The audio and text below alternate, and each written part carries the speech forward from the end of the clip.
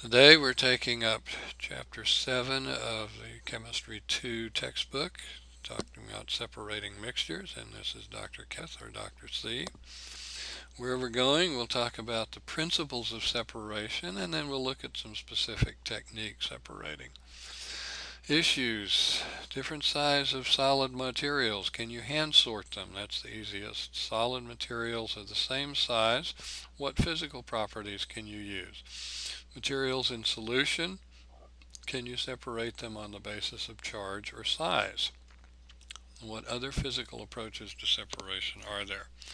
The idea is that you get the mixture separated into its components, but you don't want to change the components if at all possible. That's not always possible, but the least alteration the better. Little background review: compound, combinations of elements that are chemically bonded together. Mixture, combination of materials, either elements and or compounds that are not chemically bonded together. So another little review: physical changes. The materials undergo changes, but nothing affects the composition of the material. A chemical change, on the other hand, is permanent.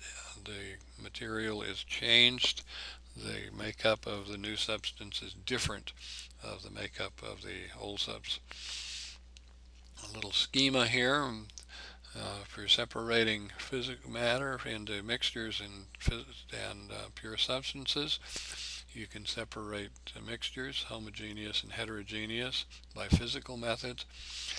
Compounds and elements have to be separated and dealt with by chemical methods. Now, more review: homogeneous mixture, the same everywhere. Heterogeneous is simply not the same everywhere in the mixture. The little diagram indicates a homogeneous mixture. Each part of that rectangle is the same. Heterogeneous, each part of the rectangle is different. Now, how do we go about this? You need to be aware of all the physical properties of components in the mixture. What are the properties of the materials that are in the mixture? Because that will drive how you decide to separate them. Pick the property with the biggest difference in the components, and we're going to give you some examples of how to do this. And be careful not to change the molecular structures of the components, if at all possible. Go for the easiest method. Sort of stands to reason. Why work hard when you can work easy? Okay, here's a summary of what we're going to look at. If you're separating on the basis of size, you can either hand sort or filter. If you're separating on the basis of volatility, that is the boiling point, you can do evaporation or distillation. And if you're separating on the basis of solubility, you can do crystallization, extraction, or chromatography. And we'll take a look at one of these. Here's an example. You have sand and pebbles. The size of the sand is very small, the pebbles are very large. So you don't need to worry about the differences in melting point or other properties because you've got a size difference that allows you to separate materials. So you simply run them through a sieve. The sand particles are small enough to go through. The pebble particles are too large to go through, so you can separate them very easily that way. If we have materials that won't filter, that can't separate that way, we can work on other techniques. The filter could be anything: filter paper, strainer, metal sheet. Pore size simply has to be big enough to allow one component to pass through while holding the other component back. And as we saw with the separation of sand and pebbles, pore size was big enough to let the sand through, but the pebbles. Here's some filters. Coffee filters. You put the solid coffee in, you run water through it. The coffee grounds, you hope, stay in the filter paper as the coffee comes through. Air filters. This particular one is either for a home system or for a car maybe. Swimming pool filters to filter the junk out of the water in a swimming pool or hot tub. And then a colander if you're making spaghetti or macaroni. You pour the hot material in the colander, the water drains through, the spaghetti or macaroni stays behind. These are scientific filtration apparatus. The material on the left filters out very, very, very small particles from a solution. The device on the right is a standard funnel that you can put a filter paper in, and then the Buchner funnel on the bottom is a way to filter materials using suction. All of these are standard chemistry technique. Okay, we have another mixture. We have sand and table salt. These are both somewhat the same size, so we can't use it on the basis of size. But what we do know is that there's a difference in solubility. The sand does not dissolve in water. Table salt, on the other hand, does dissolve in water. So we simply just make a solution. We run the sand and salt mixture through a filter paper and then into an evaporating dish. The sand, of course, is going to stay behind, and the salt and the water will come through in the solution. So we then we have removed the salt or the sand by filtration. We have the salt and water mixture together. We can heat to remove the water. Water boils at 100 degrees centigrade. Sodium chloride boils at 1413 degrees centigrade. You're certainly not going to boil off the sodium chloride. You heat the water, boil off the water, and what you have left is the sodium chloride. Okay, we have another example, alcohol and water. They're both liquids, so we can't separate on other basis. They're both soluble, and they have a fairly close boiling point. They have a difference in boiling point, but they have a fairly close one. But you can separate them on the basis of distillation. Now, this is effective for liquid mixtures, works very nicely, and it takes advantage of those differences in the boiling point. Some mixtures can be separated very effectively because the boiling points are far apart. For example, if we had a mixture of oil and gasoline, the gasoline boiling point is somewhere between 38 and 200 degrees centigrade, depending on the exact composition of the gasoline. The oil boiling point, on the other hand, is well over 300 degrees centigrade, so we could simply distill it off. Now, some mixtures have boiling points that are closer to one another, and water and alcohol is an example of this.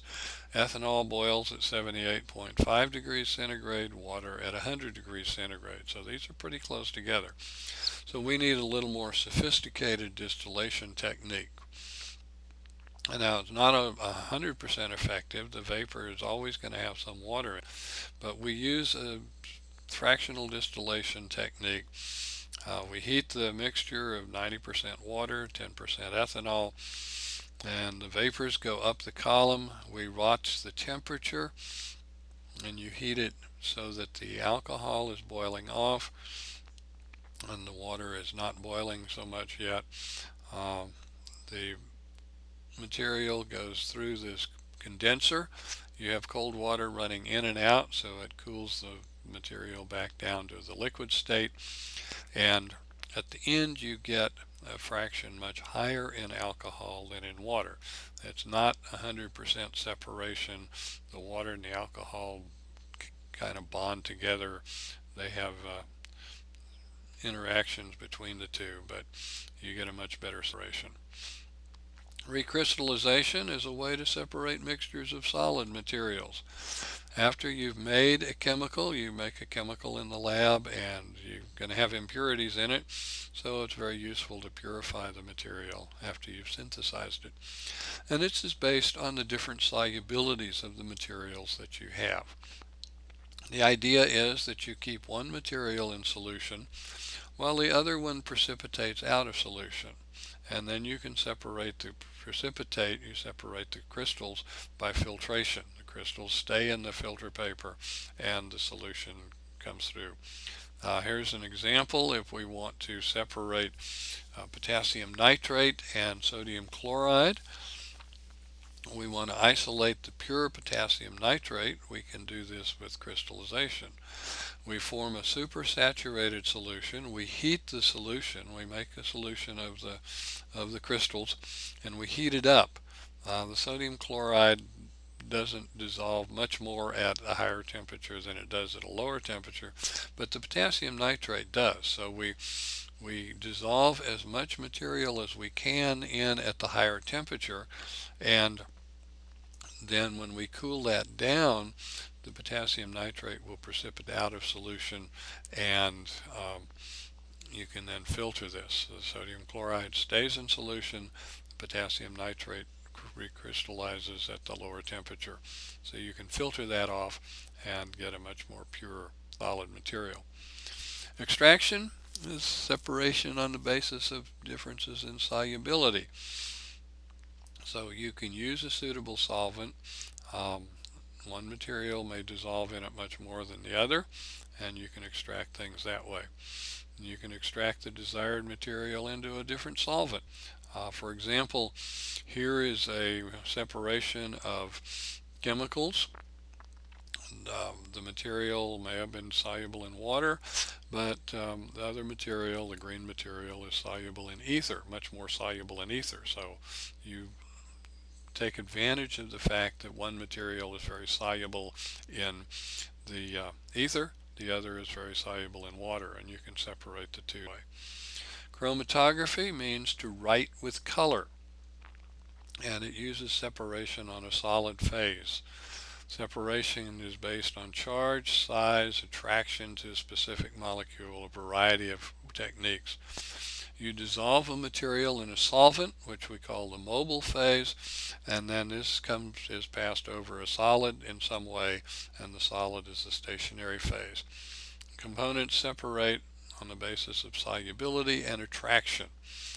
Material that are more attracted to the stationary phase take longer to separate. Gas chromatography, you dissolve materials in a low boiling solvent, inject this into a heated column, and the stationary phase in the column interacts with molecules, slows them down. The more interaction, the slower the molecules travel through the column. The temperature is above the boiling point of all the materials, so the gas goes from the column into a detector, and the detector kind of sees the molecules as they come off. Here's a diagram to illustrate that. The detector shows the amount of materials in the mixture. There's a gas chromatograph. You can see the column, which is actually a long coil of tubing with packing in it, and gets the job done. Liquid chromatography. You could use either paper chromatography or column chromatography, and again the interaction is with the stationary phase and the solvent. There's a paper chromatography of plant pigments that shows you how they can separate out. Okay, we've talked about approaches to separating mixtures: distillation, recrystallization based on solubility, extraction again based on solubility, chromatography based on solubility, and interactions with the station phase. Okay, chemistry is fun. You may disagree, but that's okay. So thank you for showing up, and we'll talk to you later.